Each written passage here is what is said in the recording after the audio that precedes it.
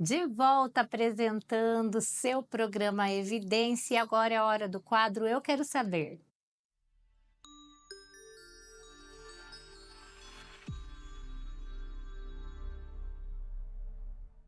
E comigo, o professor José Eduardo Pimentel Filho, ele que é doutor em filosofia, especialista em vinho e professor no IFPR, aqui no campus de Ivaiporã. Muito obrigada, José Eduardo, pela presença aqui em nosso estúdio para falar sobre vinho, né? Que é um assunto que gera muita curiosidade, tem muitos mitos, né? Uhum. Que a gente conhece. Mas a primeira pergunta, José, já agradecendo a sua presença, é sobre do que o vinho é feito, como ele é feito, o que que é o vinho e como ele é feito. Perfeito, Isabela. Obrigado também pelo convite. É um prazer estar aqui. Obrigado, pessoal. É, essa pergunta ela é interessante porque as pessoas pensam no vinho em vários sentidos. Ah, vinho de maçã, vinho de pêssego, mas a lei brasileira ela é muito elegante na resposta, ela é muito simples. O vinho é feito da fermentação da uva. Pronto. É uma fermentação alcoólica, então o vinho é uma bebida alcoólica. Então, quando a gente vê assim, vinho sem álcool, oficialmente, por lei, não é vinho. Vinho de maçã não é vinho. Claro que em outras legislações em outros países tem outras explicações, mas no Brasil, para ser vinho, tem que ser feito à base de fermentação alcoólica e de uva. Tem que vir da uva, Da então. Se uva. não veio da uva no Brasil, então não é vinho, olha só.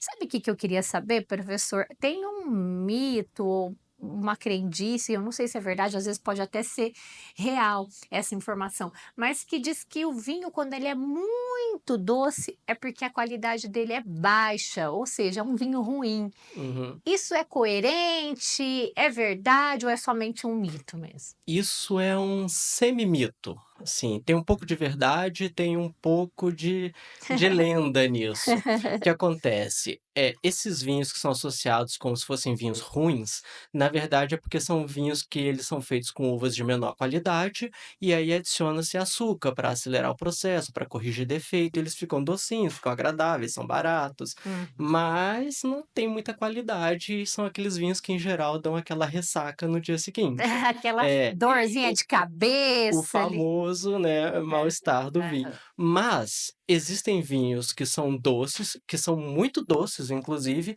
e são vinhos de ótima qualidade. Por exemplo, vinho do Porto é um vinho doce, um vinho Tokai, por exemplo, que é um vinho famoso húngaro, é muito doce. Alguns espumantes são doces, e esses vinhos, eles têm muita qualidade. Eles têm muita qualidade. E o que que diferencia então o vinho doce que não tem qualidade, o vinho doce ruim, né, vamos usar aspas aqui, porque quem gosta, gosta, quem sou eu para dizer que é ruim, mas e do vinho doce que é bom, de qualidade, é a adição de açúcar. Essa é a grande diferença. O vinho de qualidade que é doce não tem uma adição de açúcar, o açúcar é Certo, natural da uva. entendi. Então, o Uhum, vinho doce de qualidade, ele não precisa, então, estar adicionando esse açúcar. Ele já nenhum. é doce por natureza por causa da uva. Olha que interessante, né? Agora, outra frase que a gente escuta muito é que vinho, quanto mais antigo, Uhum. melhor. Tem até pessoas que falam: "Ah, eu sou igual vinho, quando passa o tempo eu fico melhor". E essa frase é verdadeira, professor? Essa frase também é uma outra semi-verdade. O que eu te digo que é verdadeiro é essa analogia que a gente faz entre pessoas e vinhos, porque tem vinhos que melhoram com o tempo e tem pessoas que melhoram com o tempo. Exato. Agora tem vinhos que estragam com o tempo e tem pessoas que estragam com o Também, tempo também. verdade. O que diferencia é que existem vinhos que são feitos para durarem mais. Então esses vinhos que são feitos para durarem mais, eles têm um álcool muito forte, ele tem muita presença de tanino, que é aquela substância que seca a boca, Hum. aquela substância que mancha os dentes, que é o tanino, muita acidez. Então esses vinhos que têm tudo muito alto, eles vão perdendo ao longo do tempo, então eles conseguem ficar 10, 20, 30, 50 anos. Vinhos jovens que não têm tudo muito alto, eles são feitos para durarem 5 anos. Olha só, isso é importante, Uhum. né. Tem pessoas que esquecem lá aquela garrafa de vinho, e daí Ah, vai tomar, não fica legal o vinho, porque ele não foi feito para não. durar. né? Assim, pode ser que dure, mas Aham. é um risco. Você pode estar tomando um bom vinho que amadureceu, você pode estar tomando um vinagre, um vinho aguado, é sempre um risco que tem.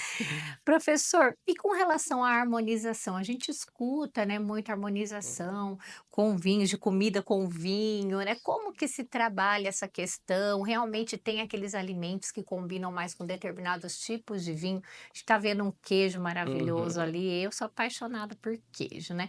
E como que funciona essa questão de combinar? Sim, existem regras, claro, né, mas assim, a regra fundamental é o seu próprio paladar. Existem regras que são clássicas e você pode experimentar e achar horrível, mas dicas básicas: se a comida vai bem com um grau de acidez, pede um vinho ácido, então em geral um vinho branco. Por isso a gente pensa, queijos leves, um molho branco, eles têm um quê de acidez, então um vinho branco vai bem. Se a comida é mais gordurosa, um vinho tinto, porque o tinto tem tanino, o tanino seca a boca, deixa a gordura mais agradável na boca. Então, para a costela do sapecado, prato típico de Vaiporã, seria esse vinho, Um Malbec. Malbec. Malbec, um taná bem potente. Olha, que interessante. Chegou uma pergunta aqui do Josias: como conhecer um vinho, como conhecer um bom vinho? Como conhecer um bom Como vinho? conhecer um bom Ah, isso vinho? é difícil. O É, ideal é você experimentar o máximo possível. Nem todo vinho caro é bom, mas em geral o vinho bom ele vai ser um pouquinho mais caro. Essa é uma regra é para uma tudo na regra vida, para tudo na infelizmente. vida, é Então, verdade. às vezes, os R$ 10 que você vai economizar, vale a pena gastar aqueles dez Aquela reais a história do mais. barato que sai caro. É, é. Ô, professor, tem uma outra pergunta, achei interessantíssima também aqui, olha, da Leila. Leila Leila Com, né? Acho que é o abreviando o sobrenome dela. Ela pergunta assim: por que que às vezes no restaurante o garçom dá a rolha para você cheirar, para você analisar? Uhum. É, essa é a situação clássica da pessoa que viu muito filme, muita série e tá perdida. Você vai no restaurante, aí o garçom te dá aquela taça com um pouquinho de vinho, você não sabe o que fazer, você lembra daquela série que você viu, ai, tem que girar, e você gira, você cheira, mas você não sabe o que tá fazendo. Aí o garçom pergunta, tá bom? Você fala, tá bom, você não sabe, você pagou, tá caro o vinho, você toma. Mas assim, quando o garçom entrega a rolha, o ideal, ele não quer Ah, saber se o vinho é bom, o vinho é bom para o seu paladar ou pode não ser bom. O que uhum. ele quer saber é se tem defeito no vinho. Então você cheira a rolha, vê se ela não está ressecada. Quando ele entrega a taça com um pouquinho de vinho, o Hã, ideal é você cheirar o vinho, ver a cor para ver se ele não tem nenhum defeito.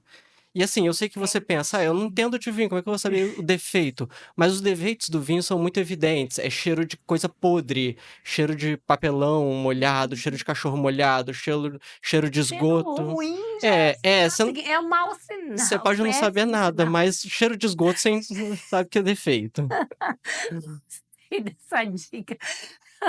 O Hilton Ô, Rio, você quer ser elegante, cheirou esgoto, ó, você não deixa o fim na mesa, viu? Pois é. Aí, olha só, produção não é uma boa dica, né?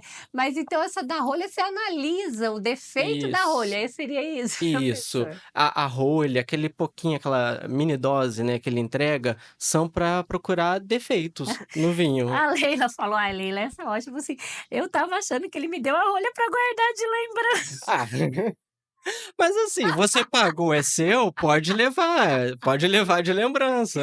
Você coloca tem gente que guarda naquele É Leila, né? Eu não vou julgar a Leila, eu coleciono rolha, eu coleciono também. rótulo, eu O coleciono programa ao garrafa, vivo é então ótimo, eu gosto disso, do povo interagindo. É, quem coleciona leva para sim, casa para sim. colocar no né, tem pessoas que colecionam realmente. Professor, agora voltando aqui Uhum. à questão das perguntas, eu queria saber da classificação, como é classificado? Porque tem vários nomes, né, Sim. como que funciona essa classificação? Em geral, a gente, quando é leigo, classifica pela cor, tinto, branco, rosé, mas a cor tá dentro de classificações maiores. Então, é o vinho tranquilo, que é esse vinho que a gente toma no dia a dia, é o vinho sem gás, Sem sem gás. adição de nada específico. Então, é o vinho tranquilo, o vinho frisante, que tem um pouquinho de gás, o vinho espumante, que passa por uma segunda fermentação, então tem um pouco mais de gás, e o vinho licoroso, que é igual o vinho do Porto, por exemplo, que aí Hum. tem a adição de aguardente ou enfim de uma outra bebida destilada, que interrompe o processo de fermentação e deixa ele mais doce, então com esse quê de licor.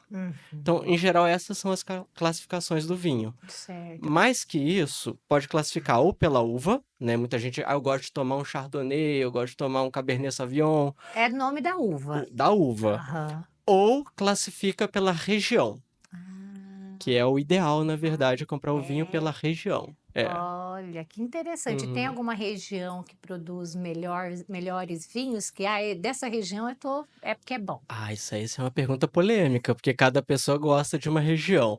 Sim, Eu vou puxar a sardinha aqui para o Brasil. O Brasil está produzindo vinhos muito bons, então no Rio Grande do Sul não preciso nem falar, a região de Bento Gonçalves é famosa. famosa, Mas verdade. no Nordeste tem o Vale do São Francisco que está produzindo vinhos Olha, que maravilhosos também. legal, que bacana saber que o Sim, Brasil também é um produtor de vinho aí. hoje Eh, é. eu estava pesquisando aqui que os Estados Unidos é o país que mais consome vinho, porém não é o que mais fabrica, né? Ele lá consome muito vinho. E o Brasil aqui se consome muito vinho? Consome, consome bastante vinho. Não é uma tradição brasileira, vem crescendo ano após ano.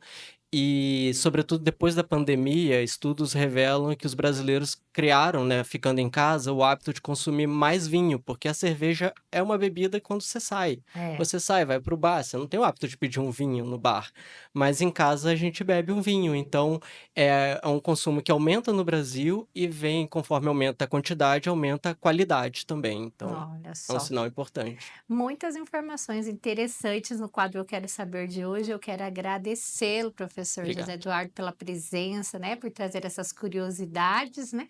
E teve mais perguntas aqui, infelizmente pelo tempo a gente não vai conseguir fazer todas, mas agradecer pela sua participação aqui no nosso quadro Eu Quero Saber, que é uma parceria com o IFPR de Ivaiporã. Muito obrigada, professor. Obrigado, obrigado a todos.